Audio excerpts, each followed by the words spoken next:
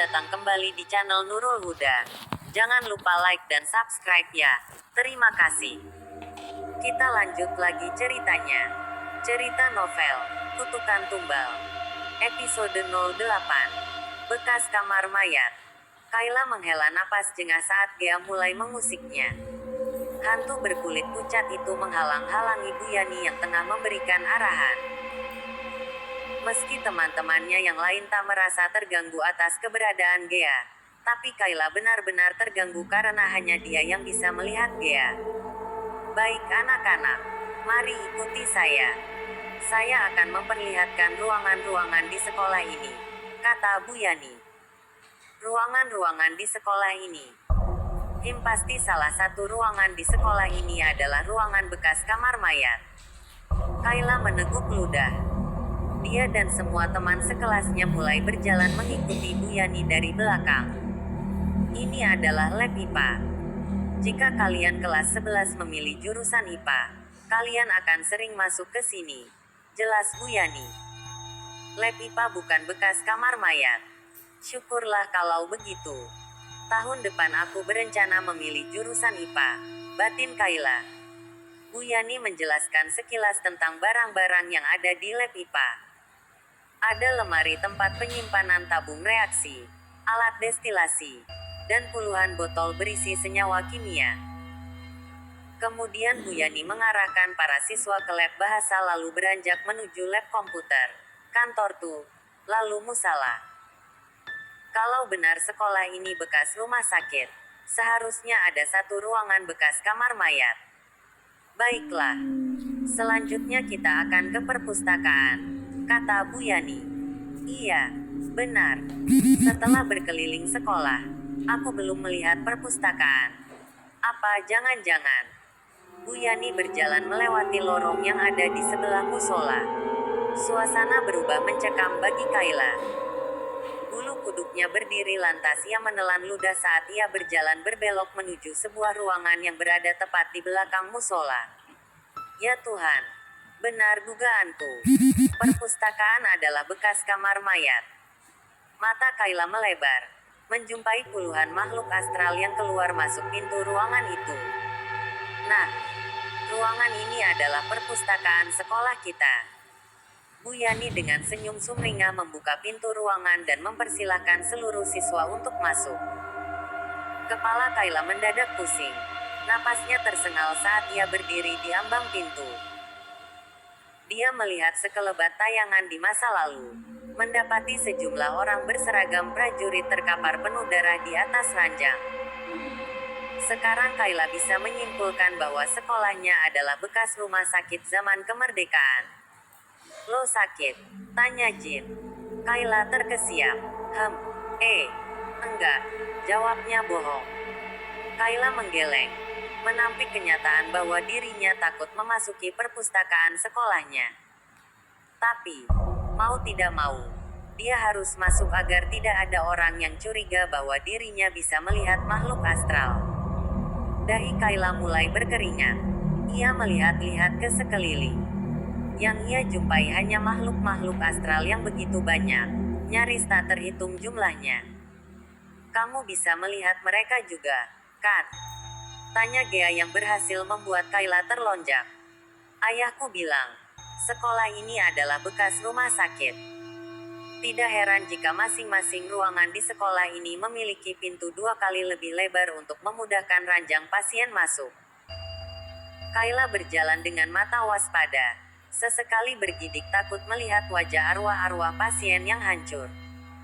Mungkin karena kecelakaan. Hidung Kayla mulai berkedut saat mencium bau darah, nanah, dan bangkai mayat. Beberapa hantu bisa mengeluarkan bebauan menyengat seperti itu untuk menunjukkan keberadaan mereka. Rasanya Kayla mau muntah. Tapi, dia tidak bisa keluar dari perpustakaan karena takut jika orang lain curiga dengan gelagatnya. Bagaimanapun juga, tidak ada orang yang boleh tahu tentang kemampuannya. Hai, Jin memegang pundak Kayla. Kayla menoleh kaget dengan napas ngos-ngosan. Loh, kok kaget gitu sih? Tanya Jin heran. Enggak. Nggak apa-apa. Kila Kayla kembali bohong. Ia memalingkan muka saat melihat sesosok arwah dengan kepala yang setengahnya hilang. Menyisakan satu mata, separuh mulut dan hidung. Mengerikan. Jin menyipit curiga. Ia merasa ada sesuatu yang Kayla sembunyikan. Tingkah cewek satu ini kelihatan aneh. Dia seperti ketakutan. Kayla sudah tidak tahan dengan bau busuk yang ia cium. Ia berlari keluar perpustakaan untuk menghirup udara segar. Akhirnya ia bisa bernapas seperti biasa. Tadinya Jin mau mengikuti Kayla keluar. Tapi, dua siswi menghadangnya hanya untuk meminta berkenalan. Jin tersenyum ramah dan mengenalkan diri pada dua siswi tersebut. Hantu yang berkepala setengah itu adalah korban longsor saat zaman Presiden pertama. Kepalanya tertimpa batu dan pecah. Jelas Gea yang masih belum jera mengikuti Kayla. Kayla bergidik. Ia memutuskan kembali ke kelasnya saja meskipun teman-temannya yang lain masih asyik melihat-lihat buku di perpustakaan. Ia sudah memikirkan alasan jika nanti ada orang yang bertanya. Aku tahu kamu berpura-pura tidak bisa melihatku. Iya, kan? Tanya Gea yang duduk di atas meja Kayla. Baru hari pertama bersekolah. Kenapa ada hantu yang menyebalkan seperti dia? Batin Kayla jengkel. 3 tahun lalu, ada seorang siswi indigo yang bersekolah di sini. Tapi, baru 3 bulan bersekolah, dia memutuskan pindah. Mungkin karena jumlah hantu mengerikan di sekolah ini jauh lebih banyak daripada sekolah biasa. Imbu Gea. Hai. Elo di sini rupanya, kata Jin yang berdiri di ambang pintu. Ia lantas berjalan kemudian duduk di bangkunya. Lagi, Kayla terperangah. Aura Jin sangat menyilaukan walau terlihat indah. Mungkin karena itu Jin selalu menjadi pusat perhatian. Dan entah mengapa Kayla tiba-tiba merasakan firasat buruk jika ia terus akrab dengan cowok itu. Firasat ini, Kayla tercekat.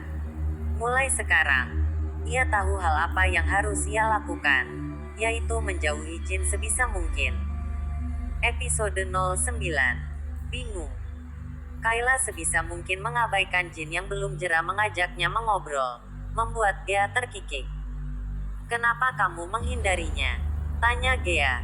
Apa kamu merasakan sesuatu? Aku lihat. Dia tampan juga. Kenapa kamu tidak tertarik? Lo, kok, diam aja, sih. Nggak sopan kali kalau ada orang ngomong nggak disahutin, tegur Jin. Oh iya. Maaf, sahut Kayla singkat lalu memalingkan muka. Tak lama setelah mereka berbincang singkat, Bu Yani dan para siswa kelas A datang kembali ke kelas dan duduk di bangku masing-masing. Baik anak-anak, tugas saya sudah selesai. Setelah ini akan diisi materi persiapan MOS. Sampai jumpa Kamis besok, kata Bu Yani lalu keluar kelas, digantikan beberapa senior yang siap mengisi materi hari ini. Seorang siswi berwajah tegas mulai memberikan arahan tentang barang-barang apa saja yang harus dibawa saat MOS, di antaranya pita hijau yang dikalungkan, papan nama yang terbuat dari kardus, serta rok rumbai-rumbai yang terbuat dari tali rafia. Kayla mencatatnya baik-baik, tak melewatkan satupun. Dia tak mau dihukum saat masa orientasi siswa nanti. Pinjam catatan lo, boleh nggak? Tanya Jin. Boleh. Kayla dengan terpaksa memberikan buku catatannya pada Jin. Kalau aku terus dekat dengan Jin, aku takut firasat buruk yang aku rasakan akan terjadi. Tapi, bagaimana mungkin cowok beraura bagus seperti dia bisa memberiku kesialan? Batin Kayla. Nih. Jin mengembalikan catatan Kayla dengan senyum ramah menghiasi wajah tampannya. Makasih. Ya, sama-sama. Hari masa orientasi siswa pun datang. Kayla sudah bersiap dengan segala atribut yang diminta Panita. Berbeda dengan Sela yang terlihat santai, menyuruh Mbak Mirna memasukkan atributnya di dalam mobil tanpa mengeceknya apakah sudah lengkap atau belum. Hati-hati. Ya, sayang. kata Nyonya Ratna saat Sela memasuki mobil diantar sopir. Kayla berangkat dengan sepeda ontelnya. Jarak rumah Nyonya Ratna dengan SMA 5 Pelita terpaut 2 kilometer. Kayla tak bisa ikut menumpang di mobil karena Sela tak mau berada dalam satu mobil dengan anak pembantu dengan dalih tak mau reputasinya hancur. Kayla menghela napas lega saat sampai di tempat parkir. Ia menyeka keringatnya yang bercucuran setelah mengayuh sepeda cukup jauh. Langkahnya terhenti saat Sela menghampirinya. "Mana pita hijau lo?" tanya Sela ketus. Mata Sela mulai menyisir. Ia langsung merebut pita hijau yang dipegang Kayla lantas memakainya sebagai kalung. Tanpa atribut lengkap, ia tidak bisa masuk ke aula. Itulah sebabnya Sela menunggu kedatangan Kayla di dekat tempat parkir. Kalau kamu pakai pita aku, terus aku pakai apa?" tanya Kayla. "Mikir," bentak Sela lalu beranjak pergi menuju aula. Kayla tertegun dengan hati miris. Dia tak bisa protes atau bahkan sekedar mengeluh pada seseorang. Dia hanyalah anak seorang pembantu. Sedangkan Sela adalah anak majikan. Mau tidak mau, dia harus mengalah. Kenapa nggak masuk?" tanya seseorang dari belakang. Kayla menoleh dengan mata sedikit melebar melihat Jin. "Atributku nggak lengkap. Aku takut dihukum." Jin terkekeh. "Takut dihukum? Kok?" Ketawa. "Si. Emangnya apa yang kurang?" "Pita hijau." "Oh, kalau cuma pita hijau. Si. Gue punya banyak." Jin membuka tas ranselnya lalu mengeluarkan satu rol pita hijau. Dia juga mengeluarkan gunting. Menarik pita kira-kira setengah meter, lalu mengguntingnya. "Terima kasih." "Sama-sama." Jin tersenyum ramah. Memasukkan kembali satu rol pita hijau dan gunting ke dalam tas ranselnya. "Yuk masuk." Jin baik sekali. Sekarang aku paham kenapa auranya berbeda dengan kebanyakan orang.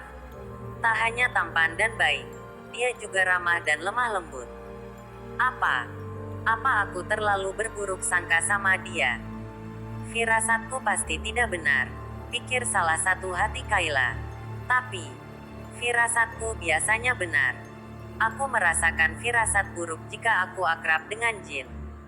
Suatu kesialan cepat atau lambat akan datang padaku, kata sisi hati Kayla yang lainnya. Jin berbalik saat menyadari Kayla tak berjalan di belakangnya. Lagi, ia memasang senyum ramah. Kok malah bengong? Ayo cepetan. Bukannya dihukum karena kurang atribut. Entar lo malah dihukum karena telat lo, tegur Jin. Iya. Kayla mempercepat langkah kakinya, berjalan beriringan dengan Jin. Tuhan, apa tidak apa-apa jika aku berjalan beriringan dengan seseorang dengan aura hebat seperti dia? Kayla bertanya-tanya, tapi kenapa aku mempunyai firasat buruk? Apa tidak apa-apa jika aku mengabaikan firasatku? Bersambung.